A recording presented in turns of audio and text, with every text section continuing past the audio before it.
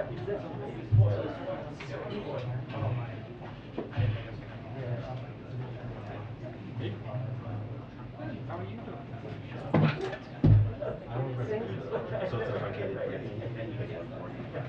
that's what he's paying gather, so I'm gonna kind of.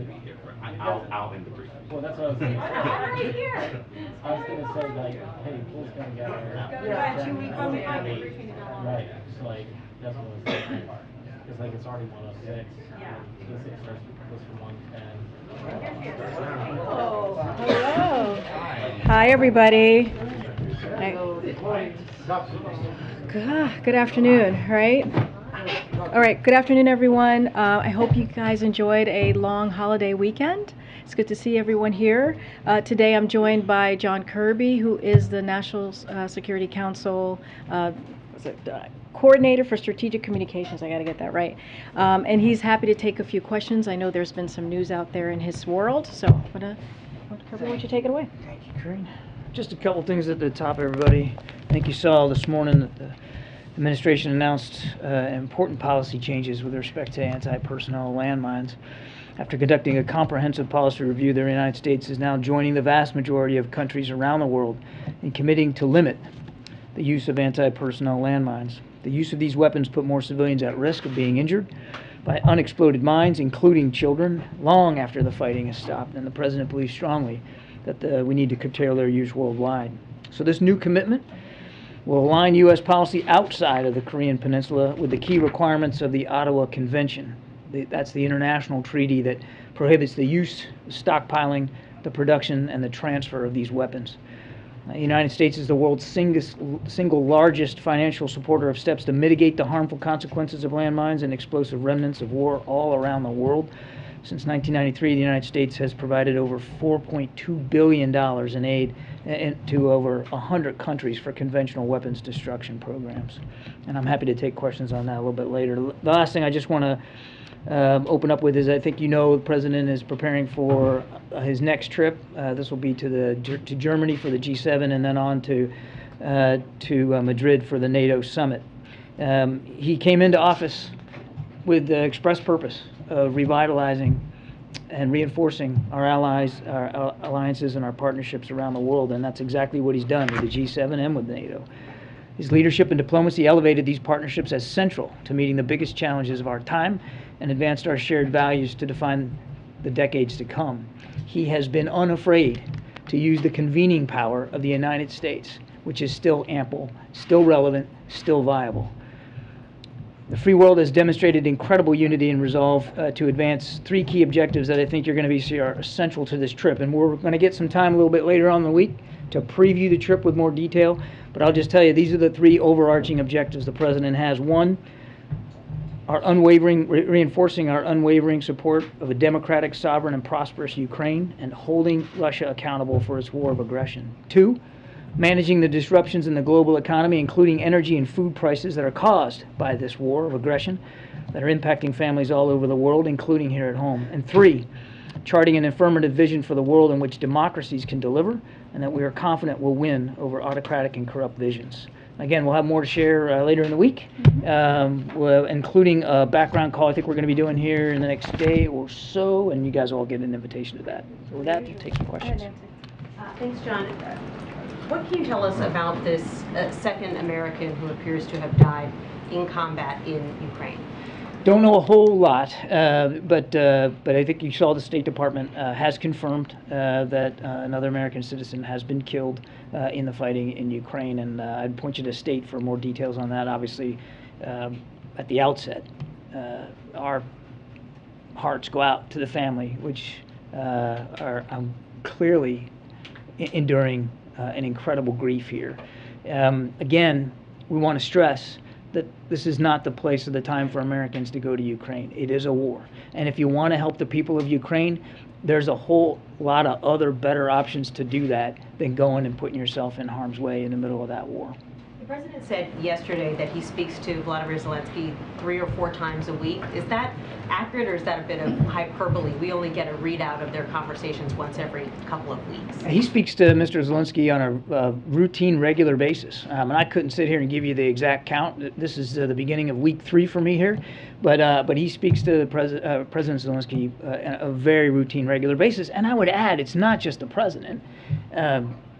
The Department of Defense, the Department of State, the Secretary of State, Secretary of Defense speak with their counterparts, again, on a routine, regular basis. Chairman of the Joint Chiefs, try this again using syllables. The Chairman of the Joint Chiefs of Staff talks to his counterpart regularly, too. And there's an awful lot, and I would go so far as to say almost daily, conversation with the Ukrainians at lower staff levels at both DOD and the Department of State. April? Hi, John. Hey, April. 2 questions. Going back to Ukraine, could you talk about the implications of the grains issue that's heightening in Ukraine as the president of Ukraine talked to the AU about it, the African Union about it, and also the repercussions of what happened in Texas on a national security front when it comes to basically calling President Biden the acting president? So I'm going to come back to you on the second one because I'm not completely sure I understand the question. But on the first one, let me just do the grain one first. We've talked about this before. President Putin is, no kidding, weaponizing food. Let's just call it what it is. He's weaponizing food. He's got an essential blockade there in the Black Sea so that nothing can leave by sea, and that's, of course, how Ukraine has historically gotten its grain to markets. And so the president's working with leaders around the world to see if there's other overland ways we can do that. And he's exploring a range of options. He's keeping an open mind about how that would look. And there's lots of other of our partners, particularly in Europe, who also want to see that done. So there's a lot of work being done here. But as I said, I think the other day, last week, we know time is not on our side. I mean, this grain is a perishable commodity, so we want to get it out as fast as we can. Yeah. And on the second question, on the national security front, especially as we're seeing what's happening with the January 6th committee, what does it do on the national security front for Texas to make those strong statements about the 2020 election? I'm afraid I didn't see the comments. Can you elucidate? The Texas Republican platform, I think is what she's referring to. No, I don't, thank you, no. They're rejecting the president. What's happening is they're saying the president is acting president. The state of Texas. I'm sorry. Okay, yeah, I did. I'm sorry. I Look, can take that one too. But it's on the national security front. There's, okay. on the national security front, I mean, look, the president is the democratically elected commander-in-chief of this country. And the men and women who serve in uniform understand that. And with the exception of what looks like a small number of Texas legislatures, the American people recognize that. He has the authority, he has the power, he has the responsibility to defend this country. And the things that we're talking about today, whether it's landmine use or grain shipments or assisting Ukraine, is all about our national security, and the president is charged with preserving and maintaining that national security. And it, again, with the exception of a small number of folks there in Texas, the American people recognize that and understand that. John, what do you make of the Kremlin saying that the Americans captured in Ukraine aren't covered under the Geneva Convention protections for prisoners of war? Yeah, we've seen the comments by Mr. Peskov with respect to this, not ruling out certain protections. I would tell you a couple of things. One, we still are trying to learn more about these 2 individuals. Okay. Number 2, it's appalling that a public official in Russia would even suggest the death penalty for 2 American citizens that were in Ukraine. We're going to continue to try to learn what we can here about this, and again, stay in touch as much as we can with the families. If you're not afforded protections under the Geneva Convention, what's the course of action that you're thinking about? I don't think it'd be useful for us to get into hypotheticals right now, Jackie. I mean, we got more homework here to do, but I do think it's important for us to make it clear, totally appalling, for even the suggestion that result could be the outcome here for these 2 individuals. Hey, thanks, Karine. John, the Chinese have imported a record amount of oil from Russia, and the trade between the two countries is growing. What message do you have to the Chinese related to this? I think this is just a piece of China's willingness to continue to go along with Russia, and we're seeing this as a yet another example of a growing collaboration between China and Russia with respect to Ukraine. And we have, as we've said at the outset, called on China to be a responsible power here and to join the rest of the world in condemning what Russia has done in Ukraine and in enforcing sanctions against Russia for it. So it's just another example. And look, it's also another example of how global security really is interconnected. It's not just about security on the European continent. It's connected. What's happening in Ukraine, this is a perfect example of how it's connected to national security, our national security interests, and those of allies and partners in the Indo-Pacific as well. But at what point do they rise to the level where they're breaking sanctions or pushing the line for those sanctions that the U.S. Would like to impose? Well, again, they haven't been participants in the sanction regime so far. Go ahead, you did a follow-up.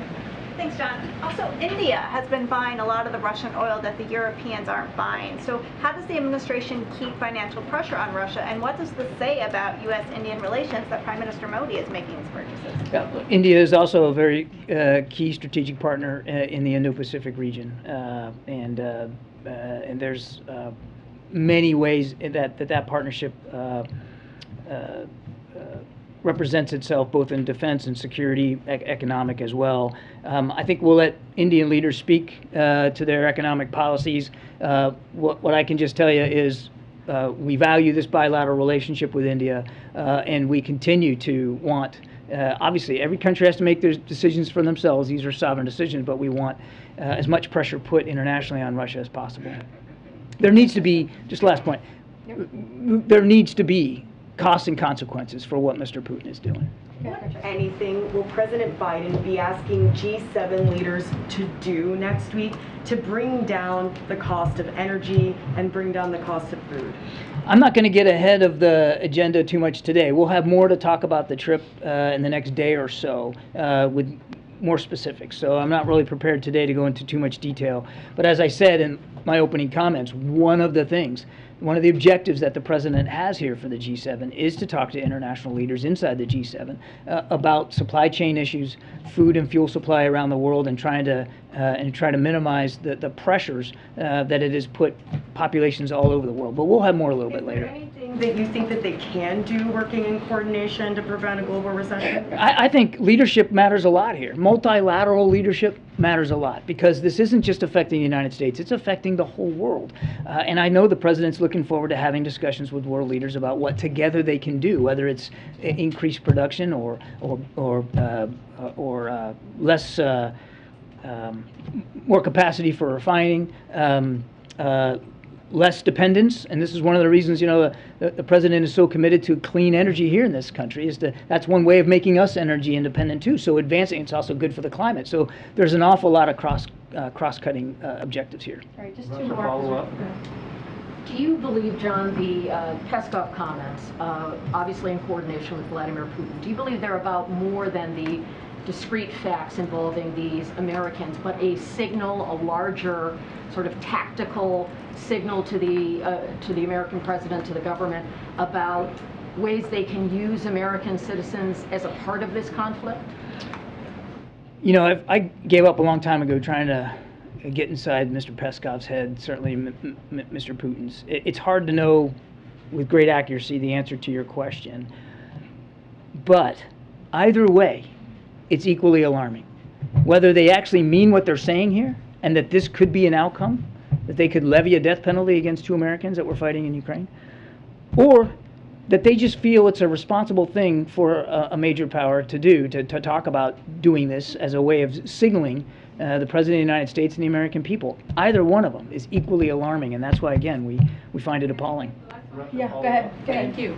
John, why the United States is trying to block the African countries to work with Russia? There is a discussion going on right now at the Senate that the United States is trying to force basically the African countries not to work with Russia. I don't know if you're aware, Russia have relation with many African countries, and Angola is one of them, and many other countries. But right now, it looks like there is a discussion going on at the Senate that the United States is trying to make African countries not to work with Russia. In the beginning, President Biden said that he will work with all nations, Europe, Asia, and even African countries diplomatically.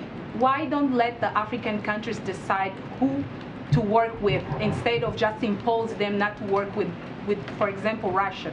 Yeah, I can't speak for the discussions that are going on in the Senate about this, but you kind of answered the question yourself when you went back to what the president has long said about his foreign policy objectives and goals.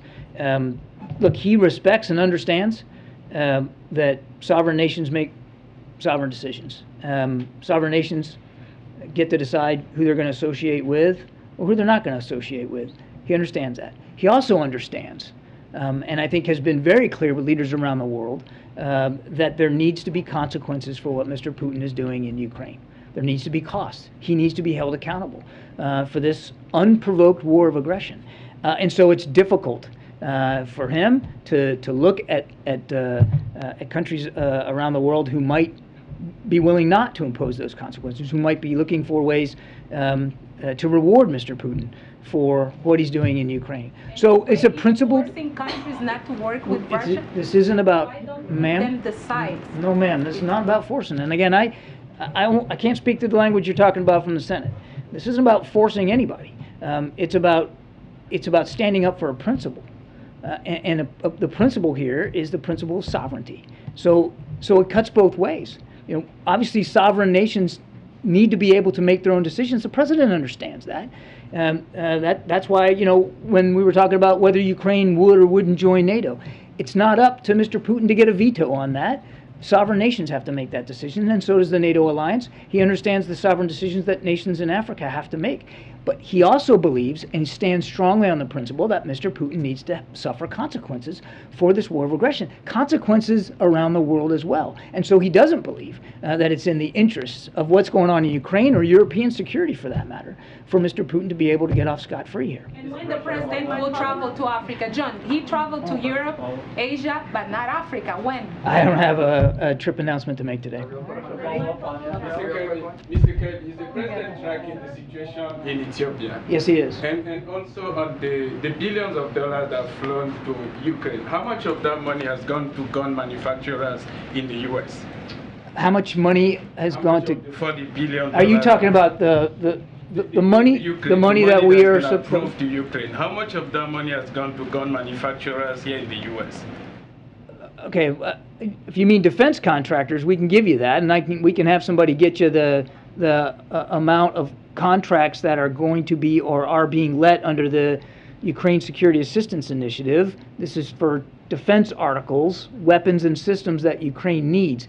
If you're asking me how many are going, you mean like firearm manufacturers here in the United States? Yes. How much of them, all the money that has gone to Ukraine, how much of that money actually goes to Ukraine? To the degree that we supply small arms and ammunition, right, to Ukraine, we can get you that figure. I don't have it handy, but that's small arms and ammunition, combat arms that they're using in the field.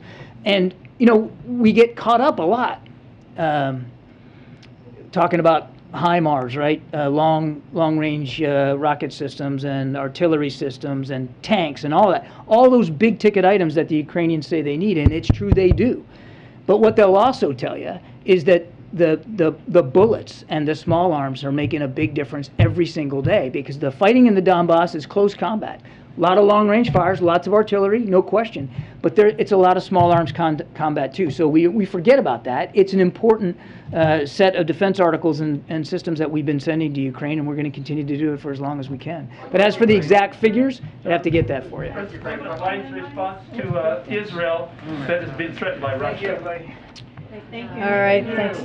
We don't have a lot of time, guys, because we have to leave at 1:45, I believe, for the president's local travel. Okay, so I have something really quick at the top.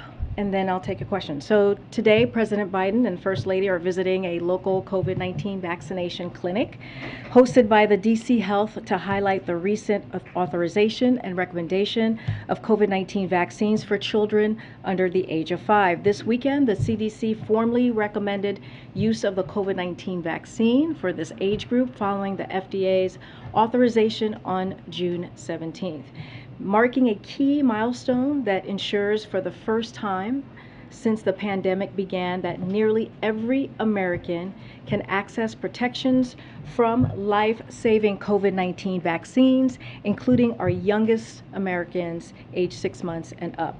Following the visit, the President will deliver remarks at the White House on COVID-19 vaccines for children under 5 and the historic progress the country has made in fighting COVID-19 with safe, effective vaccines available virtually to all Americans. Go ahead, Josh. Thanks, Karine. Two subject areas, since I know we're going fast by 1:40.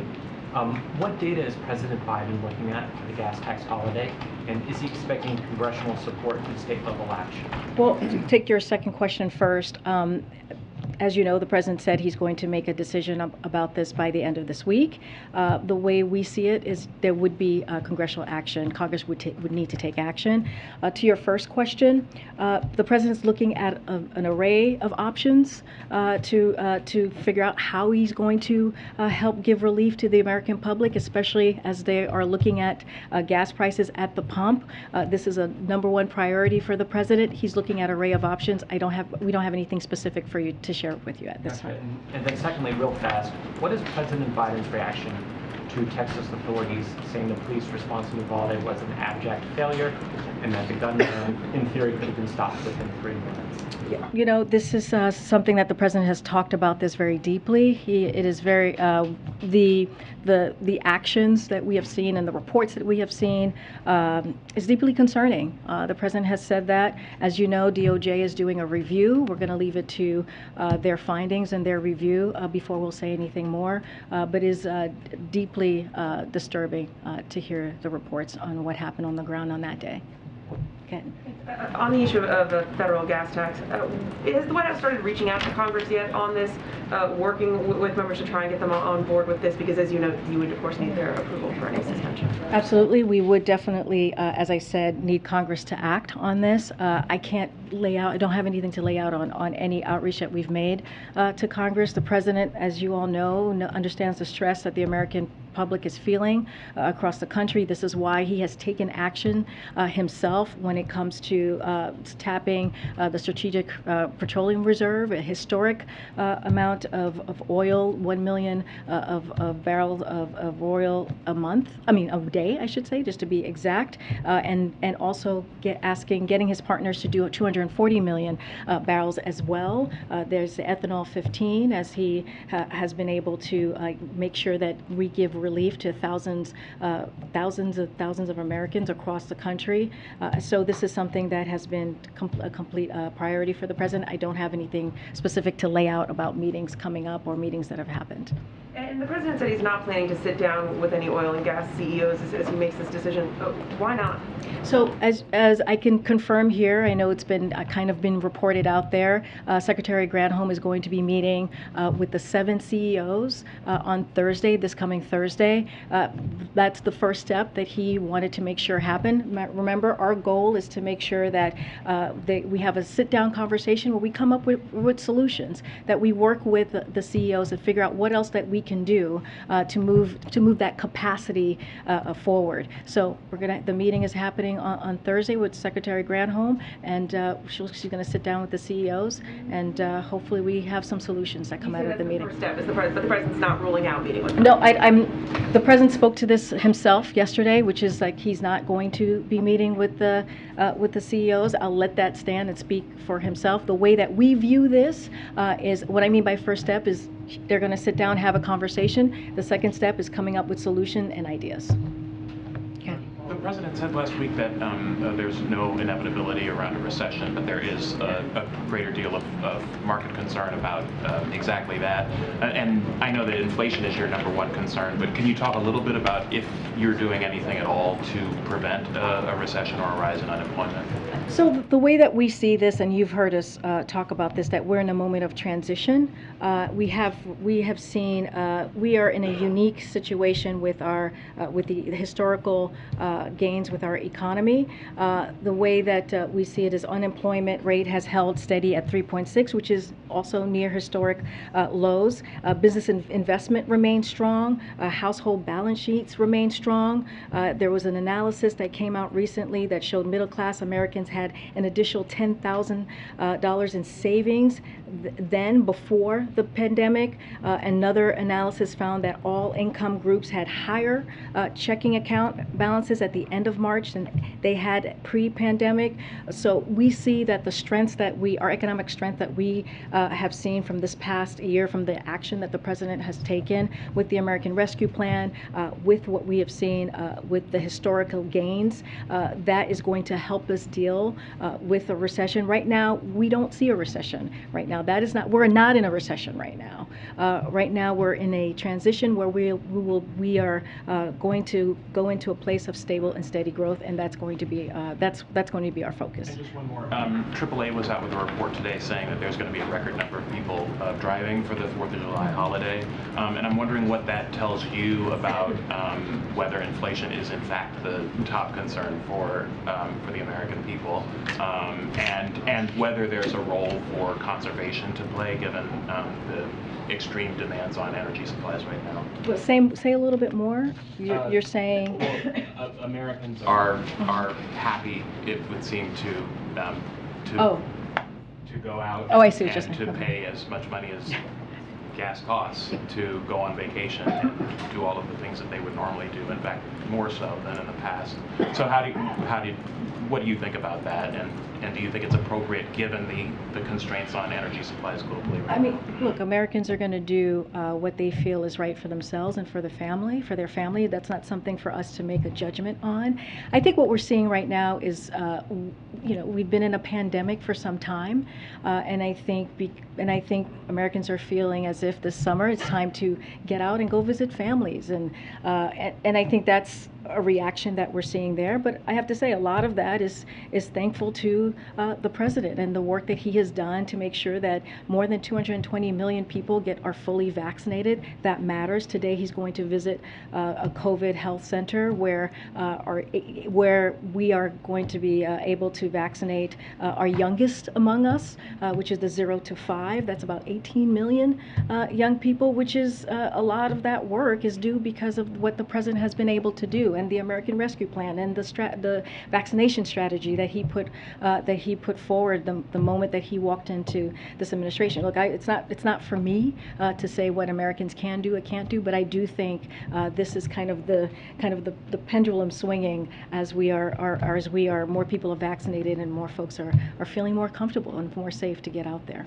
Okay? And I'll go to the back in a second. Go ahead. Thanks, Karine. What kind of visibility does the administration have into the, quote, logistical error that prevented Brittney Griner, who's being held in Russia, from speaking by phone with her wife? And how is a mistake like that acceptable given kind of the stakes at this moment? So this was an unfortunate mistake. And the Department of State is working to rectify this as quickly as possible. From what I understand, there is a phone interview has been scheduled. I'm not going to speak to when. That is up to Brittney Griner's partner to decide, her wife to decide if they want to make that public. Anything else, I would defer you to the State Department. And does Brittney Griner's wife talked about meeting with the president, or her desire to meet with the president? Is that something that's on the table or an option at this point? I don't have anything to share about, we don't have anything to share about a potential phone conversation or meeting. What I can say is that the State Department has been in regular touch with Mrs. Griner. She's also spoken to Secretary Blinken, which we have mentioned before. This is certainly any American that is held abroad is a priority for this president. We've spoken to that, and we will do everything that we can to bring them home. I'm going to go to the Roe v. Wade. Hold on a second. I'm trying to go to somebody. I haven't gone yet. Go ahead. Thanks, Karine. So in these deliberations about the gas tax, does the president have concerns about, what are his concerns about endorsing such an idea? Endorsing Yeah, gas he tax? endorses, congressional action on a gas tax holiday. Are there concerns that he has about doing that? I mean, the president has been very clear in making sure that he does everything that he can to alleviate the pain that American families are feeling when it comes to gas prices. He said all options are on the table. He has not. He said himself, just to reiterate what he said yesterday, he has not made a decision on this. He'll have something more by the end of the week. But this is about making sure that we deliver for the American people as it relates to gases, as it relates to increase in cost. And so, we have said this from day one, all options are on the table. What are the drawbacks that he sees? And does he think an endorsement could help Republicans get on board if it requires? What I'm saying is I'm not going to get ahead of the president right now. He has not.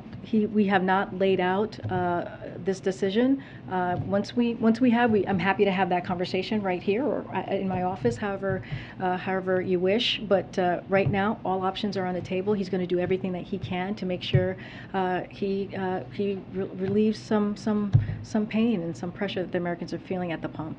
Question about JEAN-PIERRE, please. Oh my gosh. Okay. Go ahead. Does the president have any thoughts on the Colombian elections this weekend, and does he have any plans to speak to the president-elect?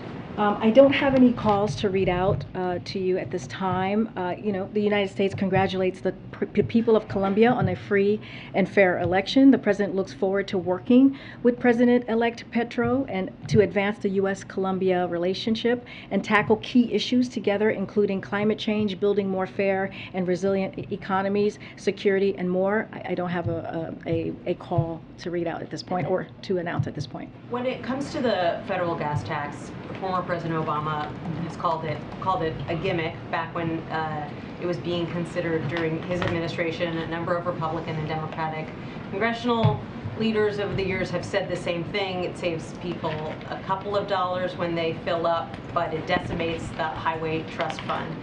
Why is it suddenly on the table for this president when it seemed like it was an idea that the White House had sort of set to the side for months? Well, the president has always said all options are on the table. This is one of those options. He was asked a question yesterday and he answered it. I don't want to get ahead of the president. We don't have anything to announce at this time. Once we do, we will, and be happy to answer all the questions around that decision once and if he makes that decision. But again, he has said, he has been very clear, he wants to make sure that he is, dealing with what the Americans are facing at the pump, which is high prices due to inflation, due to part of it is the pandemic, part of it is Putin's war on Ukraine and the Putin's tax hike. So he wants to do everything that he can to make sure that we are answering those calls of trying to lower the cost. Thanks. Yeah. Okay, that's it. Okay. Well, thank you guys. Well, I actually have to go with him today, so I can't stay. But I'll take one more question. I'll take a question. Phil, I know you had you had a question. No? Oh, you're passing. You're passing. Okay. Okay, go ahead. Go ahead. The White House intends to issue a rule on reducing nicotine levels in cigarettes, and if so, can you give us some details about that? I'm not going to comment on any leak information. I have no final decision to preview at this time, but what I can say is one of the president's key unity agenda item is ending cancer as we know it, including by reigniting the Cancer Moonshot Initiative. Already have been steps from the FDA to address the impact other tobacco products like methanol and flavored cigars have on the American people, as I mentioned here before. And I will take this opportunity to remind everyone that what the Office of Management and Budget regulatory agenda is and is not. Agencies place on the regulatory agenda a list of all the proposed and final rules they are currently planning to issue in the months ahead. However, no policy decision has been made at this time, and I don't have anything else to preview for you at this time. Okay, we'll see you guys tomorrow. tomorrow.